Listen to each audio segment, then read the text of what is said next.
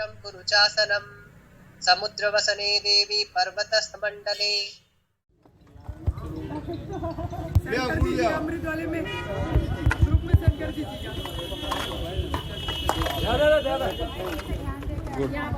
ओ मुंशी जी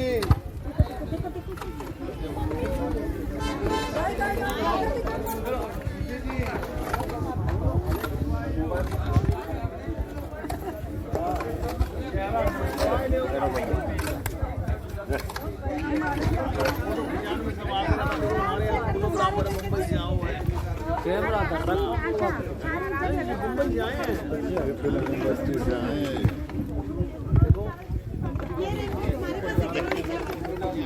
इनके पास तो है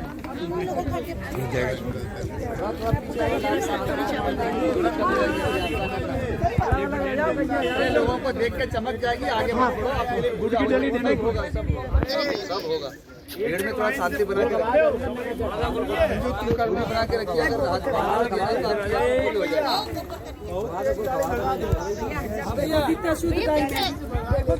ब्रह्मर्षि वंदितां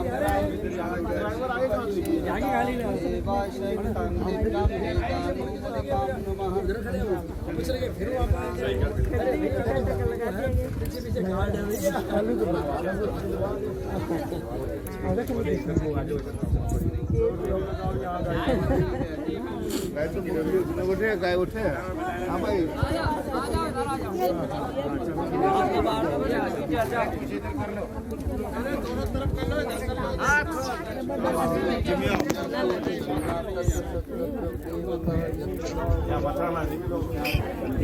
बितक जाएगी बोल रहा हूँ आप लोग पूजा तो करने दीजिए बाद में कर लेंगे हाथ पाँव मार देंगे दिक्कत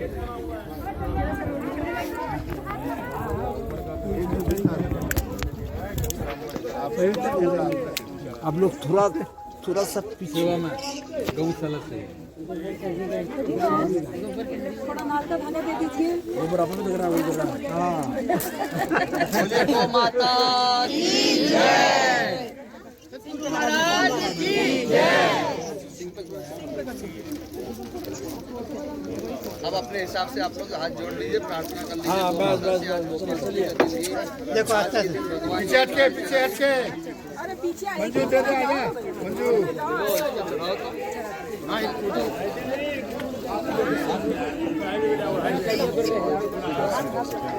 मंजू आजा चल लगा ना जी बहुत बड़ा है।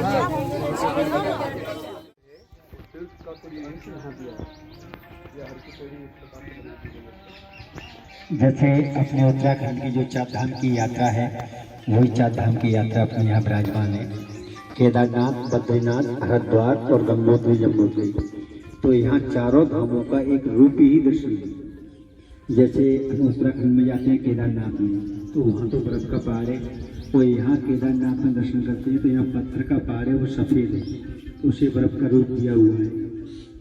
अब जैसे आप हरिद्वार की पैड़ी में खड़े हो, उत्तराखंड में जाएंगे दोनों तरफ पहाड़ी है, बीच में गंगा मैया है, तो वहाँ जल है, यहाँ जल नहीं है।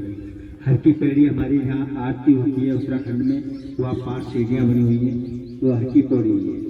तो हर की पौड़ी को ही बैठ के स्नान करते हैं अपना वहाँ। तो यहाँ जसोदा मैया नंद बाबा के लिए चारों धाम एक रूप ही दर्शन दिखाया था। क्योंकि जैसे जसोदा मैया नंद बाबा तो इनके बताते हैं साधु संत कि कोई संतान नहीं थी, तो मैया जब मनोत्री बनाई कि अगर हमारे कोई संतान होगा हम चार धाम की यात्रा करें, तो जब कृष्ण भगवान पैदा हुए तो साधु संत बताते हैं कि मैया की उम्र 80-85 साल की थी और द्वापर में कृष्ण भगवान का जन्म हुआ। द्वापर में ही मैया कृष्ण भगवान को लेके तो परिक्रमा के लिए रवाना हो गई। तो आभद्री यहाँ आके कृष्ण भगवान को याद दिलाया था कि बेटा मुझे 4 धाम के तीर्थ करने हैं। तो कृष्ण भगवान बोले कि मैया आप तो वृद्ध हो गई, मैं अब आपको 4 धाम की यात्रा कैसे कराऊँ? अगर आपकी आज्ञा होगी तो मैं चारों धाम आपके लिए भेजने दे दूँगी। तो यहाँ चारों धामों का रूप ही दर्शन दिया था, योग माया द्वारा यहाँ जल उत्पन्न किया था उस समय। तो साधु बताते हैं कि जो सामने एक पहाड़ी पर सफ़ेद चट्टान है, वहाँ जैसे हमारा हरिद्वार में गौमुख है, ऐसे ही गौमुख का एक रूप है। तो यहाँ रूपों का दर्शन है और मन का स्नान है चारों धाम। जय श्री राधे। और सभी माता बहन अपनी सेवा सेवा भी करें, प्रसाद लेते हैं। बोलिए वृंदावन धाम की जय, बद्रीनाथ धाम की जय, गंगा मैया की जय। तो यहाँ की पर पौड़ियों का दर्शन करके हमारे नीचे बट वृक्ष में गणेश जी का दर्शन है। सभी लोग बट वृक्ष में गणेश जी का दर्शन कर लें।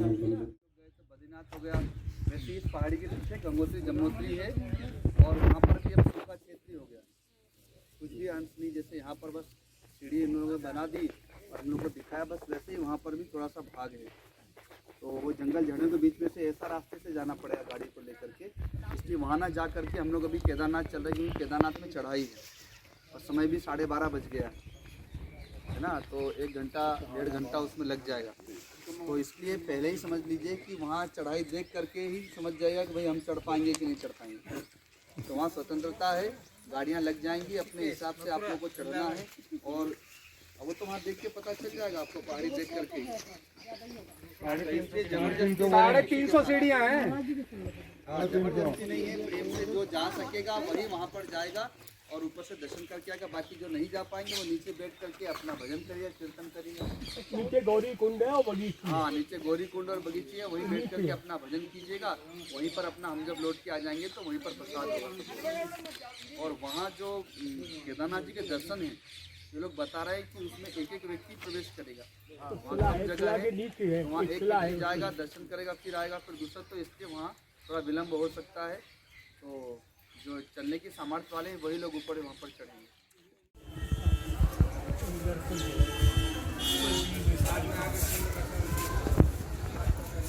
एक किनारे उतारिए, एक किनारे वहीं उतार दो।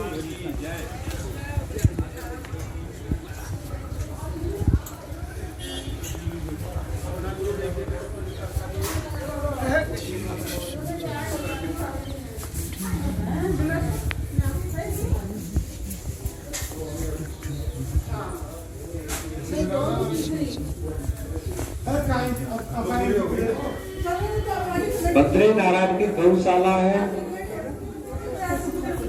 गौ सेवा अवश्य करें, गौ सेवा की नसीब है, नसीब ले। 4 परतक होती, 4 परतक लगाए।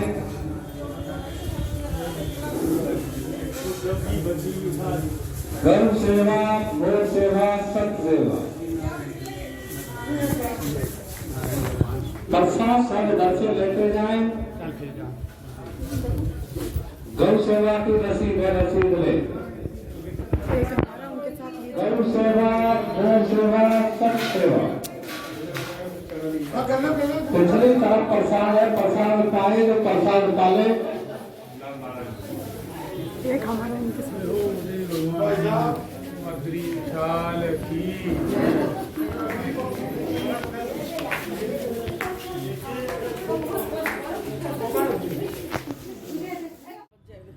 तो फोटो खिंचा लेता है।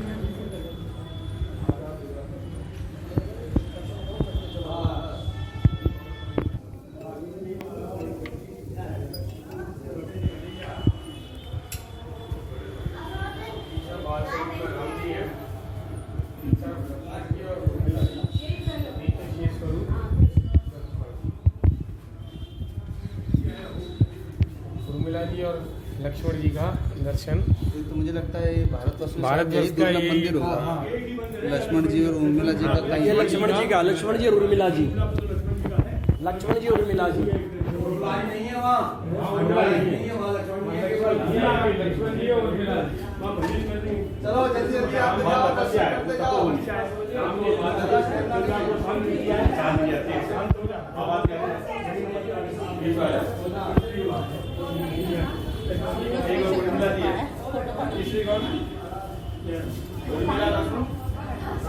राम है उसी आधार पे आए। और यहाँ पे लक्ष्मण झूला भी है, ऋषिकेश भी है, हरिद्वार भी है, हर की पौड़ी भी है, मनसा देवी भी है, चंडी देवी भी है। अर्थात सारे तीर्थ आए, केवल एक पुष्कर तीर्थ नहीं आए थे। तो पुष्कर तीर्थ के फल कहाँ मिला? हाँ, एक विमल कुंड नामक कुंड है। वहाँ पर भगवान ने कहा कि जहाँ पर जो भी स्नान करेगा उसे वही पुष्कर तीर्थ जाने का फल प्राप्त हो जाएगा। तो जो चारों धाम अगर गए वो तो अति उत्तम है उत्तराखंड के, पर नहीं भी गए तो बद्रीनाथ धाम दर्शन का जो फल होता है वो हमें यहीं पर प्राप्त होगा, और वहाँ जो तप्त कुंड में स्नान करने का फल प्राप्त होता है वो हमें प्राप्त हो जाएगा। बोलिए बद्रीनाथ धाम की जय। मनमोहन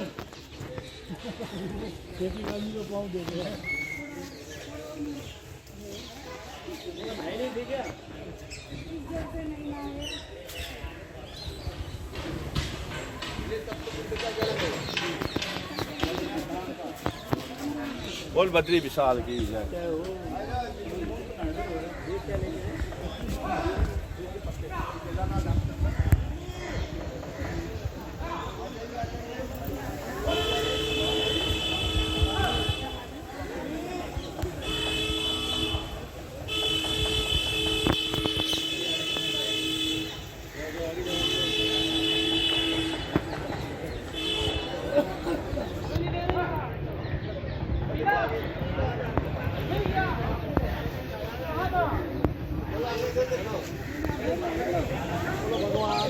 बोलिए बद्रीनाथ धाम की जय।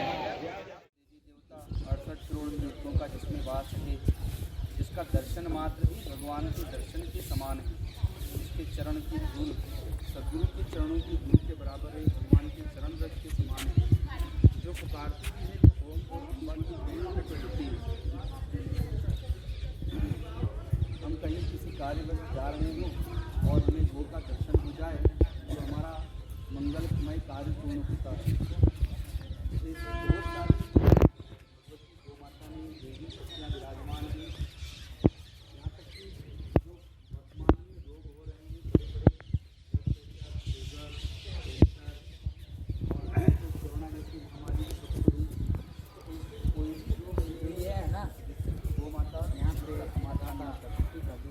अभी जब कोरोना महामारी से लगभग 1.5 वर्ष तक हम लोगों ने प्रयोग किया था। 5 सदस्य रह रहे थे, 30-40 लोग योग रहते थे।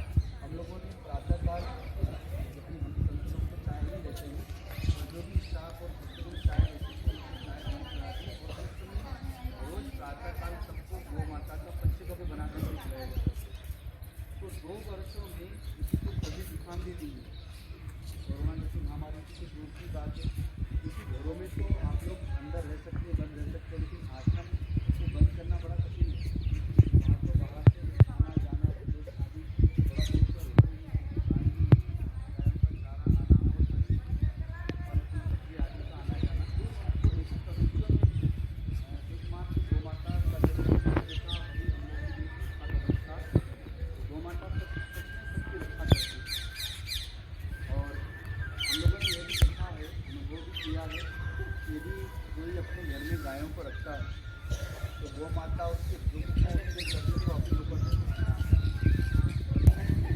परिवार में यदि किसी को कोई रोग हो जाए और वह गाय यदि जंगल जाने वाली हो तो गो माता को पता चल जाता है कि मेरे स्वामी या मेरे स्वामी के घर के जो बालक थे उनके यहाँ रोग हुआ है, तो वन में जाकर के ताकि आगे रोग का निदान। और जब वह गोसेवक उस दूध को निकालता है, पीता है, तो उसको और सही जाते हैं, उससे वो रोग का समाधान हो जाता है। अपनी माँ अपना अनहित कर सकते थे, वो करते नहीं है, लेकिन वो अनहित कर सकते, लेकिन गो माता अपने सेवक का, अपने बच्चे का ध्यान रखती है। और इतना तो थोड़ी बहुत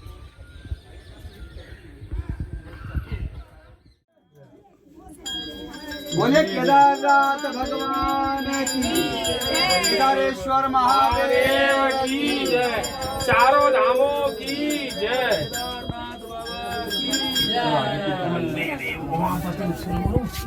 वंदे काग्रम वंदे वंदे सूर्य हर हर महादेव।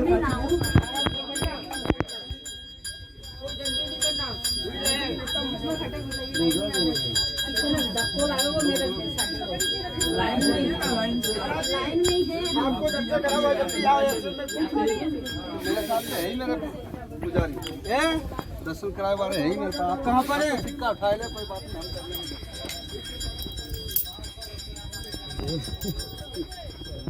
हाँ कोई बात नहीं, इन्हीं से इनका गुजारा। हाँ इसका जहाँ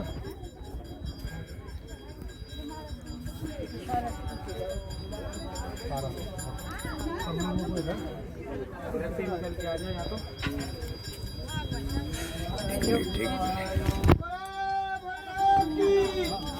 इधर से घूम के आ जाइए या सीधे आ जाइए। चलो आगे बढ़ते जाओ, दर्शन करके आगे बढ़ते जाओ। बहुत भीड़ हो रही है, ज्यादा नहीं रुकना है। स्लीपरी बहुत स्लीपरी है। आराम से आराम से